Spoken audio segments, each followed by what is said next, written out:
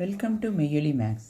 இன்றைக்கி நம்ம சமச்சீர் கல்வி 9th ஸ்டாண்டர்ட் 7.2 மென்சுரேஷனில் தேர்ட் சம் போட போகிறோம். The dimension of a hall is 10 meter into 9 meter into 8 meter. Find the cost of whitewashing the walls and ceiling at the rate of rupees 850 paise per meter square. Length கொடுத்துட்டாங்க, breadth கொடுத்துட்டாங்க, height கொடுத்துட்டாங்க. White wash பண்ண போகிறாங்க. வாலோட 4 sides white wash பண்ண போகிறாங்க.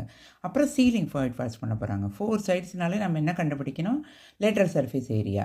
இப்போ சீலிங்க்கு வந்து அது ரெக்டாங்குலர்னால ஒரு சைடு கீழே இருக்கிறதும் சேர்ந்தா 2LB, மேலே இருக்கிறது மட்டும் சீலிங் மட்டும் ஒயிட் வாஷ் அடிக்கிறதுனால அதுக்கு LB ஃபார்முலா. இப்போ அந்த ஏரியா கண்டுபிடிச்சிட்டு நம்ம அதை ருப்பீஸோட மல்டிப்ளை பண்ணால் எவ்வளோ ருப்பீஸ்ன்னு கண்டுபிடிச்சிடுவோம். இப்போது lateral white washing to be done for the area of the walls 2L plus B into H, area of ceiling 2L plus B H into L into B, area of ceiling meter square.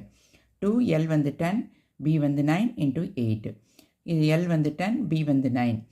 290, இது add பண்ணால் 90, 2 19s are 38, 38 8s are 304, 10 9s are 90. இப்போ இது ரெண்டும் add பண்ணால் 394 metre square.